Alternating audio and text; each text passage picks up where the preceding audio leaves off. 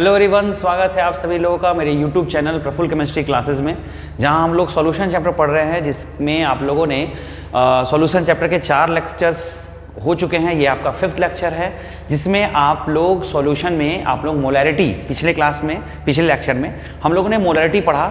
Molarity क्या होता है, उसके न्यूमेरिकल्स और साथ साथ उसके क्वेश्चंस को हम लोगों ने किया। आपको कुछ मैंने होमवर्क भी दिया होगा। उम्मीद करता हूं कि आप लोगों ने होमवर्क बनाया होगा। नहीं बनाया या कोई क्वेश्चन में डाउट है तो आप ग्रुप में सेंड कीजिए या आप कमेंट कीजिए, दोनों में है। अगर आप सिर्फ ऑनलाइन वीडियो देख रहे हैं, ग्रुप में एडेड नहीं है, तो आप कमेंट कीजिए, और अगर आप ग्रुप में एडेड हैं तो आप ग्रुप में भी आप क्वेश्चन पूछ सकते हैं, वहां मैं आपको इसका सॉल्यूशन दे दूंगा। ठीक है, तो चलिए अब मैं नए कंसंट्रेशन टर्म्स की तरफ आ रहा हूं, जिसका नाम है नॉर्मेलिटी।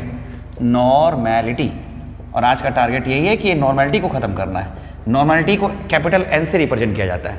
अगर आप नॉर्मेलिटी पढ़ने आए हैं तो आपको बहुत जरूरी है ये बात को जानना कि आप मोलैरिटी पहले से जानते हैं, क्योंकि मोलैरिटी का 70% नॉर्मेलिटी में सिमिलर है। ठीक है, बहुत सिमिलर है, दोनों में छोटा सा डिफरेंस है, और उसी छोटे सा डिफरेंस के वजह से नॉर्मेलिटी टर्म इंट्रोड्यूस होता है। ठीक है, वो क्या छोटा सा टर्म्स में है वही मैं बताऊंगा, और उसमें क्या हम लोग एक्स्ट्रा न्यूमेरिकल में ऐड करेंगे कि मोलैरिटी और नॉर्मेलिटी सेम हो जाएगा। जो स्टूडेंट मोलैरिटी बना लेते हैं उसके लिए नॉर्मेलिटी का क्वेश्चन बनाना भी बहुत आसान होता है। छोटा सा डिफरेंस है दोनों में, ठीक है, वो मैं बता रहा हूं। लेकिन सबसे पहले व्हाट इज नॉर्मेलिटी, ये डिफाइन करना बहुत जरूरी है। ठीक है, देखिए सेम टू सेम जैसे मैंने मोलैरिटी पिछले लेक्चर में आपको बताया था। मोलैरिटी क्या होता था, मैंने आपको बताया था कि अगर मानिए आप सॉल्यूट को सॉल्वेंट में मिला करके सॉल्यूशन तैयार कर रहे हैं, ठीक है, क्या तैयार कर रहे हैं, सॉल्यूशन, और अगर वो 1 लीटर सॉल्यूशन है, ठीक है, तो उसमें जो सॉल्यूट का मोल होता था उसे आप मोलैरिटी कहते हैं। अगर आपका 1 लीटर नहीं है, अगर आपके पास 5 लीटर है, तो 5 लीटर नहीं, पर लीटर, प्रत्येक लीटर में सॉल्यूट का जो भी मोल होता था उसे मोलैरिटी कहते थे। ठीक है, तो अब बोलेंगे नॉर्मेलिटी क्या होता है, तो नॉर्मेलिटी में सिर्फ एक चेंज आएगा। वो क्या, सॉल्यूशन का पर लीटर में ही देखना है, लेकिन सॉल्यूट का मोल नहीं, सॉल्यूट का ग्राम इक्विवेलेंट। Gram equivalent. अब आपके मन में एक बहुत खतरनाक क्वेश्चन आया होगा, व्हाट इज ग्राम इक्विवेलेंट, क्योंकि आप मोल पहले से जानते थे, इसलिए आप मोल समझ भी रहे थे कि सॉल्यूट का मोल को मोलैरिटी कहते हैं 1 लीटर सॉल्यूशन में। लेकिन अब आप सोच रहे होंगे कि what is gram equivalent sir, gram equivalent क्या है, ये आपने क्या बता दिया। ठीक है, तो पहले मैं इस डेफिनेशन को समझा देता हूं, उसका ग्राम इक्विवेलेंट कैसे निकलता है वो भी बताऊंगा। 1 लीटर सॉल्यूशन में सॉल्यूट का जो भी ग्राम इक्विवेलेंट प्रेजेंट रहता है उसे ही कहा जाता है नॉर्मेलिटी। 1 लीटर बोलिए चाहे पर लीटर बोलिए, पर लीटर सॉल्यूशन में सॉल्यूट का जो भी ग्राम इक्विवेलेंट प्रेजेंट रहेगा उसे ही कहा जाता है नॉर्मेलिटी। प्रति लीटर सॉल्यूशन के प्रति लीटर में सॉल्यूट का जो भी ग्राम इक्विवेलेंट प्रेजेंट रहेगा उसे ही कहा जाएगा नॉर्मेलिटी। ठीक है, अब देखिए, अब इस मोल और ग्राम इक्विवेलेंट में क्या डिफरेंस है वो मैं यहां फॉर्मूला को डिराइव करते करते आपको बता दूंगा। ठीक है, तो आपको समझ में भी आ जाएगा और फॉर्मूला भी डिराइव हो जाएगा और आप ग्राम इक्विवेलेंट भी सीख जाइएगा। ठीक है, तो देखिए सबसे पहले नॉर्मेलिटी का डेफिनेशन मैं लिख देता हूं, number of gram equivalent of solute dissolved in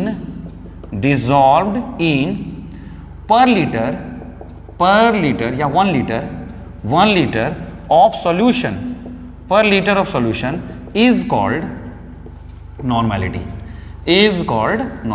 ठीक है, ये आपका नॉर्मेलिटी का डेफिनेशन हुआ। ठीक, मैंने आपको बताया कि नॉर्मेलिटी को N से रिप्रेजेंट करते हैं। अब जो मैंने डेफिनेशन लिखा उसी को मैं यहां फॉर्मूला का रूप दे देता हूं, number of gram equivalent of solute, number of gram equivalent को मैं शॉर्ट में GEQ लिख रहा हूं, gram equivalent of solute bye पर लीटर ऑफ सॉल्यूशन।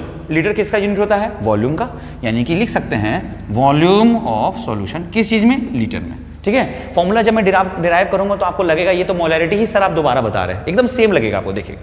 ठीक है, जैसे याद कीजिएगा, जब यहां नंबर ऑफ मोल होता था तो मैं लिखता था given mass by molar mass. तो ग्राम इक्विवेलेंट का जो फॉर्मूला होता है वो होता है given mass of solute by equivalent mass of solute. ठीक है, अब आपके मन में क्वेश्चन फिर से आया होगा, और ये जो है आपका रहेगा ही वॉल्यूम ऑफ सॉल्यूशन। ठीक है, तो मैं यहां लिख देता हूं ग्राम इक्विवेलेंट का जो फॉर्मूला होता है वो होता है given mass by equivalent mass. ठीक है, ये मैंने बगल में लिख दिया। तो ये हो गया आपका फॉर्मूला, मतलब ये जो ग्राम इक्विवेलेंट है वो है आपका given mass by equivalent mass. अब आपके मन में फिर एक क्वेश्चन आया होगा कि सर ग्राम इक्विवेलेंट तो समझ में आता है, सॉरी गिवन मास तो समझ में आता है, व्हाट इज इक्विवेलेंट मास, ये क्या है? मोलर मास तो समझ में आता था, जोड़ के निकालते थे, लेकिन ये ग्राम इक्विवेलेंट क्या है? ठीक है, तो इसे मैं और खोल रहा हूं। ग्राम इक्विवेलेंट जो होता है ना, sorry gram equivalent, equivalent mass जो होता है, इक्विवेलेंट मास बराबर होता है molar mass by valency factor, molar mass by valency factor. आपके मन में फिर से एक क्वेश्चन आया होगा, sir what is valency factor? ठीक है, तो पहले मैं यहां लिख देता हूं, तो ये गिवन मास को गिवन मास ही रहने दीजिए, given mass of solute bye, यहां लिख देंगे molar mass of solute bye valency factor. Formula मैं इसीलिए बगल में लिखते जा रहा हूँ, आपको दिक्कत नहीं हो। वॉल्यूम ऑफ सॉल्यूशन किस चीज़ में होना चाहिए? लीटर में। तो यहाँ लिख देते हैं वॉल्यूम ऑफ सॉल्यूशन किस चीज़ में? लीटर में। ठीक है, अब इन सबको हम लोग टर्म जो है सबको एक सिंबल देते हैं। मोलर मास के लिए तो हम लोग, आपको पता होगा कि m लिखते हैं, और वैलेंसी फैक्टर के लिए हम लोग x लिखते हैं। ठीक है, वैलेंसी फैक्टर के लिए कौन सा सिंबल यूज करते हैं? x। ठीक है, अब इन सही चीज़ों को एक हम लोग टर्म का मतलब रूप दे देते हैं। ठीक है, सिंबल का रूप दे देते हैं। देखिए क्या होगा, तो नॉर्मेलिटी बराबर आपका होगा, नॉर्मेलिटी बराबर क्या होगा? गिवन मास के लिए हम लोग क्या लिखते हैं? W, और है किस चीज का? सॉल्यूट का, इसलिए WB by molar mass solute का यानी कि MB, और ये हो गया x आपका नीचे, और वॉल्यूम ऑफ सॉल्यूशन लीटर में है इसलिए लिखेंगे VL। ठीक है, अब आपको पता है x ये नीचे रहेगा नहीं, x ऊपर जाएगा, तो नॉर्मेलिटी बराबर हो जाएगा x into WB by MB into VL। ये हो गया आपका नॉर्मेलिटी का फॉर्मूला। ठीक है, ठीक है, आप लोग देख रहे होंगे कि इतना टर्म तो दोनों में कॉमन है। ठीक है, अच्छा एक चीज और, यहाँ लीटर है, अगर आपको मिलीलीटर में बनाना है तो आपको क्या करना है, ये आपको सबको पता होगा। आपको क्या करना होगा? नॉर्मेलिटी n बराबर x into WB into 1000 by MB into VML, ये करना होगा। ठीक है, ये हो गया आपका, यहाँ तो कोई प्रॉब्लम नहीं है। अब आपको लग रहा होगा कि सर इतना तो आपका नॉर्मेलिटी जो है, इतना तो आपका मोलैरिटी ही था, क्योंकि मोलैरिटी में आपको पता होगा फॉर्मूला था मोलैरिटी का WB into 1000 by MB into VML। सिर्फ एक्स्ट्रा क्या है आपका? x, जिससे आप क्या कहते हैं? Valency factor. ठीक है, ये वैलेंसी फैक्टर कैसे निकलता है ये मैं बताऊंगा, बस आपको पहले फॉर्मूला डिराइव करना है। ठीक है, ये x एक्स्ट्रा आ गया, सिर्फ ये x एक्स्ट्रा आया, बाकी तो मोलैरिटी ही है। तो क्या नॉर्मेलिटी को हम लोग ऐसे लिख सकते हैं?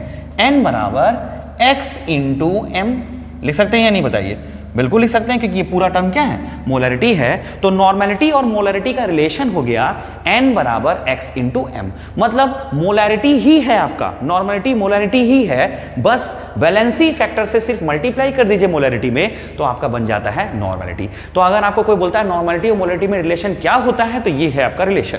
और आपको कोई बोलता है कैसे होता है, प्रूफ कीजिए दोनों में रिलेशन, तो आपको ये पूरा का पूरा प्रूफ कर देना है। ठीक है, तो ये हो गया आपका पूरा का पूरा प्रूफ। ठीक, तो नॉर्मेलिटी क्या होता है, उसका फॉर्मूला क्या होता है, ये मैंने आपको बता दिया। दो चीज का जरूरत पड़ता है, एक बार यहां पर, तो मैंने इसका फॉर्मूला को बगल में लिख दिया है और इसका भी फॉर्मूला को बगल में लिख दिया है। ग्राम इक्विवेलेंट बराबर क्या होता है? Given mass by equivalent mass, और इक्विवेलेंट मास बराबर क्या होता है? Molar mass by valency factor, इसलिए मैंने लिख दिया। ठीक है, मेन आपको ये फॉर्मूला याद रखना है, ये दोनों, n बराबर x into WB into 1000 by MB into VML, और n बराबर x इंटू m। ठीक है, चलिए ये हो गया, आप लिख लीजिएगा इसे। ठीक है, देखिए इसके बाद, ये लिखने के बाद मैं इसका एक यूनिट बता देता हूं आपको। यूनिट क्या होगा? नॉर्मेलिटी का यूनिट क्या होगा? तो पहला तो एक यूनिट क्या होगा, जैसे देखिए आपने देखा कि ये मोलैरिटी क्या था? मोल पर litre, number of mole of solute in 1 litre.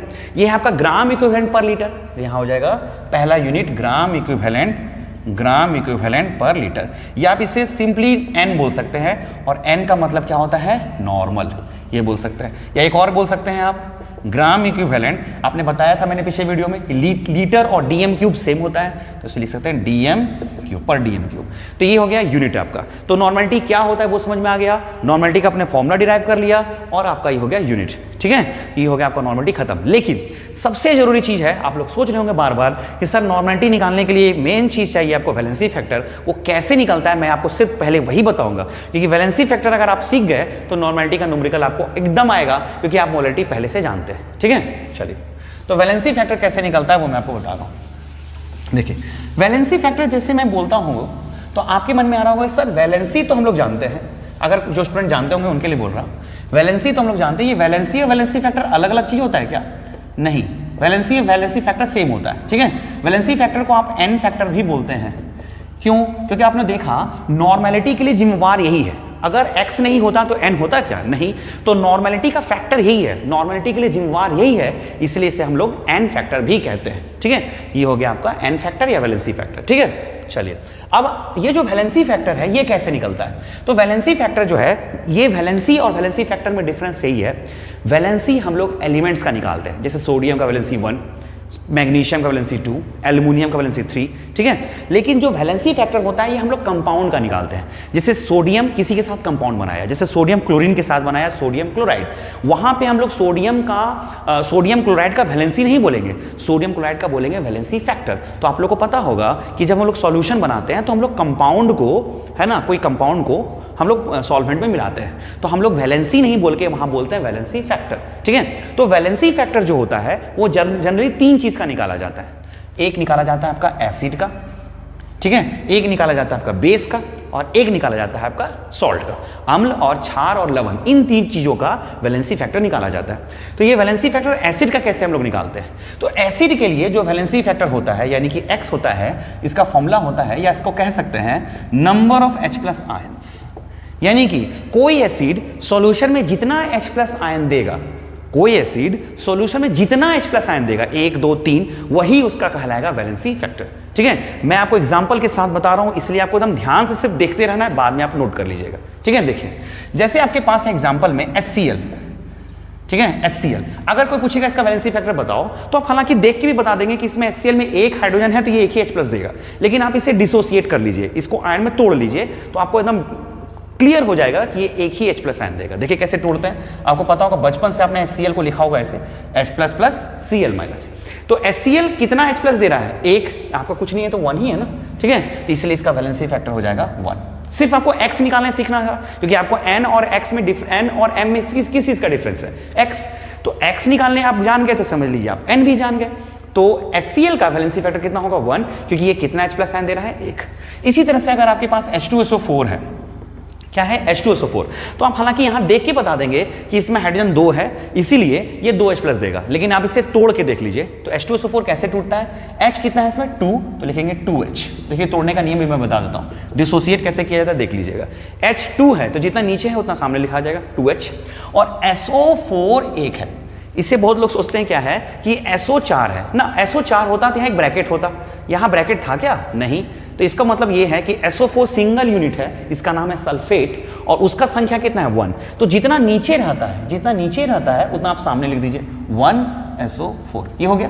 अब जैसे यहाँ H के नीचे 2 था तो मैंने लिख दिया 2H, SO4 के नीचे कुछ नहीं है तो आप 1 मान लिए, तो मैंने लिख दिया 1SO4। अब चार्ज को उल्टा कर दीजिएगा, ये जो चार्ज है एक्चुअल में H का चार्ज है, तो ये 1 ऊपर चल जाएगा तो हो जाएगा +1, और ये जो 2 है ये SO4 के ऊपर में आ जाएगा तो हो जाएगा 2-। चार्ज क्रिस क्रॉस होता है, चार्ज उल्टा हो जाता है।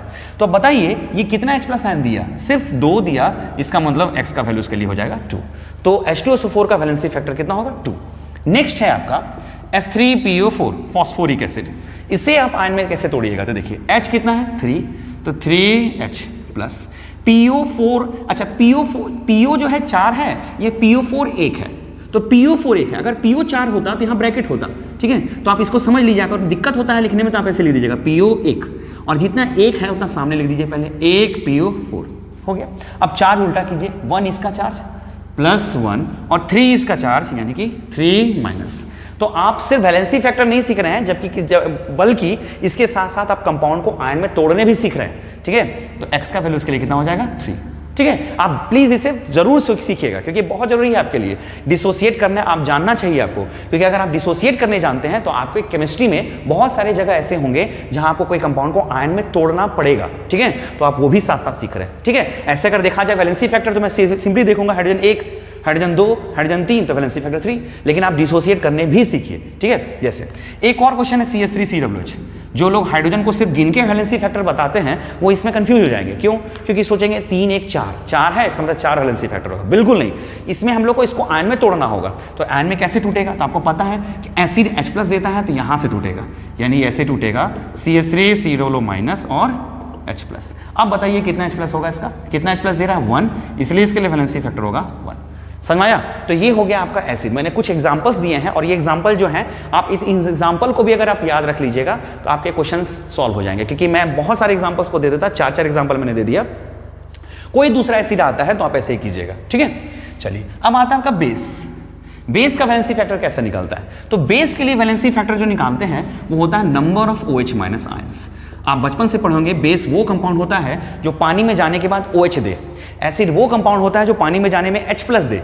तो H प्लस जितना देगा वो हो गया वैलेंसी फैक्टर, और बेस के लिए जितना OH माइनस देगा वो उसका वैलेंसी फैक्टर, ठीक है। अब देखिए जैसे आपके पास एग्जाम्पल में NaOH, हालांकि आप देख के बता दीजिएगा OH1 एक ही OH है इसके पास तो एक ही होगा, लेकिन आप तोड़ने सीखिए।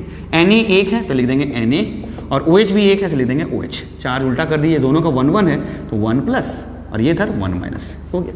नेक्स्ट है आपका CaOH2, इसका निकालना है वैलेंसी फैक्टर, कैसे निकालिएगा, ठीक है। तो देखिए Ca के नीचे कितना है, कुछ नहीं है तो 1, तो लिखिए 1 Ca, ठीक है। OH के नीचे कितना है 2, तो लिखिए 2 OH, और चार्ज को क्या कर देना है उल्टा, ये 2 इसके माथे पे चढ़ जाएगा 2 प्लस, और ये 1 इसके माथे पे चढ़ जाएगा यानी कि 1 माइनस, यानी कि इसका वैलेंसी फैक्टर हो गया 2 और इसका वैलेंसी फैक्टर हो गया 1। समझ में आया? चलिए एक और एग्जांपल AlOH3। अगर आप खुद से कर सकते हैं तो आप वीडियो को पॉज करके खुद से कीजिएगा और बाद में सब मिला लीजिएगा। देखिए Al कितना है 1, तो 1 Al, OH कितना है 3, तो 3 OH, 3 इसका चार्ज है तो ये इसके ऊपर 3 प्लस और 1 इसके ऊपर यानी कि 1 माइनस, तो इसका वैलेंसी फैक्टर कितना हो जाएगा 3, ठीक है। तो वैलेंसी फैक्टर आपने एसिड का और बेस का दोनों सीख लिया। एसिड के लिए जितना H प्लस होगा वो वैलेंसी फैक्टर, और बेस के लिए जितना OH माइनस होगा वो वैलेंसी फैक्टर। अब आपके मन में आ रहा होगा सर सॉल्ट में क्या करेंगे? सॉल्ट में तो H प्लस और OH माइनस मिलता नहीं है। सॉल्ट का मतलब होता है जो पानी में डालने पर प्लस और माइनस दे, केटायन और एनायन दे, उसी को सॉल्ट बोलते हैं। तो इसमें क्या करना है आपको कि सॉल्ट, आप लोग पता होगा कि एसिड हो चाहे बेस हो चाहे सॉल्ट हो, जितना पॉजिटिव आयन होता है उतना ही नेगेटिव आयन होता है, ठीक है, ये तो आपको पता होगा। तो आपको सॉल्ट में सिर्फ ये देखना है कि टोटल पॉजिटिव आयन या टोटल नेगेटिव आयन किसी सॉल्ट में कितना बना है, कितना टोटल पॉजिटिव आयन है। या तो आप टोटल पॉजिटिव निकाल लीजिए या तो टोटल नेगेटिव निकाल लीजिए, दोनों में से कोई एक निकालिए, क्योंकि दोनों बराबर होता है, उतना ही हो जाएगा उसका वैलेंसी फैक्टर। जैसे एग्जाम्पल, इसके लिए X का मतलब होगा total positive charge, total positive charge on cation. Cation में टोटल पॉजिटिव चार्ज कितने हैं, ठीक है। जैसे एग्जांपल NaCl का सॉल्ट है, ठीक है, तो आपको सभी को पता होगा Na प्लस और Cl माइनस, तो आपको इसमें पूछेगा कितना पॉजिटिव चार्ज है, तो आपको पता है कि 1 प्लस है और यहाँ कुछ नहीं है तो 1 ही है, तो 1 इंटू प्लस 1 1, यानी कि इसका वैलेंसी फैक्टर कितना होगा 1, कोई दिक्कत नहीं है, ठीक है। नेक्स्ट है आपका, जैसे मान लिए Na2SO4, इसका वैलेंसी फैक्टर अगर कोई पूछे आपसे Na2SO4 का कितना होगा, इसे भी आप आयन में तोड़ दीजिए। तो Na कितना है 2, तो लिखेंगे 2Na प्लस SO4 कितना है, तो SO4 1 है तो 1SO4, ऐसे नहीं समझ में आएगा तो ऐसे करके 1 कर दीजिए। 1 इसका चार्ज प्लस 1 और 2 इसका चार्ज 2 माइनस। अगर आप कोई पूछे बताओ इसका वैलेंसी फैक्टर कितना है, तो आप 2 इंटू 1 कीजिएगा, ये सिर्फ प्लस 1 नहीं कीजिएगा, टोटल पॉजिटिव चार्ज गिना है तो 2 से मल्टीप्लाई कीजिए तो इसका हो जाएगा 2, ठीक है। एक बड़ा सॉल्ट में लेता हूं Al2SO4 इसका वैलेंसी फैक्टर अगर आप निकाल सकते हैं तो वीडियो को पॉज करके जरूर निकालिएगा, ठीक है। देखिए Al कितना है 2, तो 2Al प्लस SO4 कितना है 3, तो 3SO4, ये मैंने लिख दिया। अब 3 इसका चार्ज तो 3 प्लस और 2 इसका चार्ज 2 माइनस। अब बताइए वैलेंसी फैक्टर इसका कितना हो जाएगा, तो 3 इंटू 2 6, ये हो गया इसका वैलेंसी फैक्टर, ठीक है। तो मैंने आपको एसिड का, बेस का और सॉल्ट का तीनों का वैलेंसी फैक्टर निकालने भी सिखा दिया। आप जितना एग्जांपल मैंने लिख दिया उतना एग्जांपल को भी अगर आप समझ गए तो समझ लीजिए आपको कभी भी वैलेंसी फैक्टर में प्रॉब्लम नहीं आएगा। ये हो गया आपका वैलेंसी फैक्टर, ठीक है। चलिए, तो नॉर्मलिटी क्या होता है आपको मैंने बता दिया, नॉर्मलिटी का फॉर्मूला क्या होता है वो बता दिया, वैलेंसी फैक्टर भी निकालने सिखा दिया। अब हम लोग नॉर्मलिटी का न्यूमेरिकल कर सकते हैं, ठीक है। तो नॉर्मलिटी का न्यूमेरिकल के लिए तैयार हो जाते हैं। तो पहले आप नॉर्मलिटी का जो फॉर्मूला मैंने आपको बताया उसे आप लिख दीजिए। तो नॉर्मलिटी का फॉर्मूला क्या था, n बराबर x into WB into 1000 by MB into VML। आप ऐसे लिखिएगा, आपको ज़्यादा समझ में आएगा, या ऐसे कह सकते हैं n बराबर x इंटू m, बस यही फॉर्मूला है। अच्छा, एक चीज़ और मैंने छोड़ दिया, वो अब मैं बता देता हूँ। पहले नॉर्मलिटी इक्वेशन, जैसे आपने मोलरिटी में पढ़ा था मोलरिटी इक्वेशन, वैसे ही नॉर्मलिटी में होता है नॉर्मलिटी इक्वेशन। अब आप बोलेंगे नॉर्मलिटी इक्वेशन इसमें क्या होता है, ठीक है। तो देखिए इसमें मैं समझाऊंगा नहीं, क्योंकि मैंने मोलरिटी में ऑलरेडी समझाया है। सेम होगा सब कुछ, जैसे मोलरिटी में पहला इक्वेशन क्या था, m1v1 equal to m2v2। Normality का पहला इक्वेशन होगा n1v1 इक्वल टू n2v2। लेकिन ये अप्लाई किस चीज के लिए करेंगे, डाइल्यूशन। अगर क्वेश्चन में डाइल्यूशन का केस हो, मतलब कोई सॉल्यूशन में पानी मिलाने वाला केस हो, तब हम लोग ये फॉर्मूला अप्लाई करेंगे, जहां n1 क्या है, डाइल्यूशन करने के पहले कोई सॉल्यूशन का नॉर्मलिटी, डाइल्यूशन करने के पहले सॉल्यूशन का वॉल्यूम, और डाइल्यूशन करने के बाद पानी मिलाने के बाद सॉल्यूशन का वॉल्यूम v2, और डाइल्यूशन करने के बाद जो सॉल्यूशन होगा उसका नॉर्मलिटी है n2। इन चारों में से कोई तीन चीज आपको दिया रहेगा, चौथा आपको निकालना है, ठीक है। ये हो गया, मैंने इसके पहले मोलरिटी में ये सब डिस्कस किया भी है। n1v1 प्लस n2v2, बस m की जगह n हो गया, बराबर n3v1 प्लस v2। आप इसे ऐसे भी लिख सकते हैं n3 equal to n1v1 plus n2v2 by v1 plus v2। और ये फॉर्मूला कब अप्लाई होगा, मिक्सिंग के केस में। ये कब अप्लाई होगा, मिक्सिंग, मतलब कोई सॉल्यूशन, पहला सॉल्यूशन है जिसका नॉर्मलिटी n1v1 है, दूसरा सॉल्यूशन है जिसका नॉर्मलिटी n2v2 है, दोनों को मिला दिए, और मिलाने के बाद जो नया सॉल्यूशन होगा उसका नॉर्मलिटी अगर n3 है तो कैसे निकलेगा, ये इस फॉर्मूला से निकलेगा। तो ये हो गया आपका डाइल्यूशन का केस, ये हो गया मिक्सिंग का केस। इतना ही फॉर्मूला है इसमें, ठीक है। आप इसे भी लिख लीजिएगा, मैं यहाँ लिख देता हूँ, फॉर्मूला को एक जगह लिखना है इसलिए मैं लिख देता हूँ। एक हो गया आपका, ये हो गया 2, तीसरा हो गया n1v1 इक्वल टू n2v2, चौथा हो गया n1v1 plus n3 equal to n1v1 plus n2v2 by v1 plus v2। ये हो गया। चलिए अब आप, मैं इसका न्यूमेरिकल बता रहा हूँ, बहुत सिंपल है, क्योंकि आपको नॉर्मलिटी अगर बनाना है तो आप मोलरिटी अगर जानते होंगे तो आपके लिए कोई भी प्रॉब्लम नहीं है। फर्स्ट क्वेश्चन इसका ये है नॉर्मलिटी का, What is the normality of solution containing 0.74 gram of CaOH whole 2 dissolved in 200 milliliter of solution?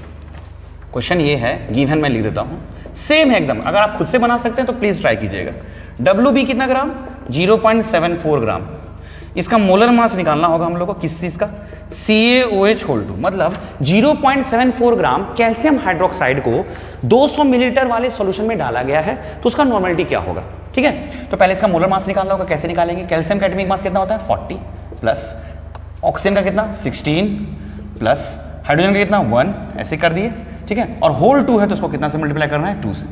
तो 40 प्लस 16 1 17, 17 गुना 2 34, यानी कि 74 ग्राम पर मोल। ये हो गया। अच्छा VmL कितना दिया हुआ है, तो 200 मिलीलीटर। निकालना क्या है, नॉर्मलिटी बराबर वाट।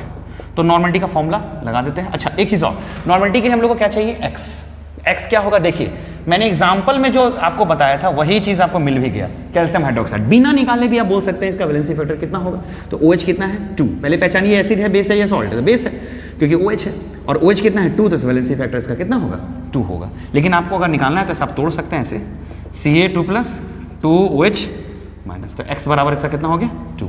अब आप डायरेक्ट फॉर्मूला पुट कर दीजिए, n बराबर x into WB into 1000 by MB into VmL, ठीक है। n बराबर x कितना हो गया 2 into WB 0.74 into 1000 by 74 into 200, ठीक है। इससे आप 2 जीरो कट गया आपका, यहाँ से हटाइएगा 2 जीरो और आ जाएगा, 1 जीरो से 1 जीरो और कट गया, 74 से 74 कट गया, 2 से 2 कट गया, सिर्फ 1/10 यानी कि 0.1, ये होगा आपका आंसर, ठीक है। तो ये हो गया आपका फर्स्ट क्वेश्चन। देखा आपने कितना आसान था। अगर आपको x निकालने आता है और मोलरिटी आप जानते हैं तो समझ लीजिए बस दोनों को मल्टीप्लाई करना है, ठीक है। ये हो गया आपका फर्स्ट क्वेश्चन, इसको नोट कर लीजिएगा। चलिए अब सेकंड क्वेश्चन में आते हैं हम लोग, ठीक है। सेकंड क्वेश्चन क्या है इसका, बहुत सिंपल है। सेकंड क्वेश्चन MCQ में पूछे जाते हैं। क्या है, what is the normality of 0.2m H2SO4। देखिए कितना सिंपल क्वेश्चन है, लेकिन MCQ में कई बार मैंने एग्जाम में आते हुए देखा है। 0.2m H2SO4 का नॉर्मलिटी क्या होगा, कितना आसान है। मोलरिटी देख के आपसे नॉर्मलिटी पूछा है, ये रिलेशन पर क्वेश्चन है, तो आपको पता है यहाँ पर लिखा क्या है H2SO4। तो इसका पहले आपको x पता होना चाहिए। तो ये पता, ये एसिड है, बेस है या सॉल्ट है, कंफर्म ये एसिड है क्योंकि इसके पास H है। कितने H है 2, तो x का वैल्यू कितना होगा 2। लेकिन आप इसे तोड़ के देख लीजिए, H2 है तो 2H प्लस SO4 2 माइनस, तो x का वैल्यू कितना हो गया 2।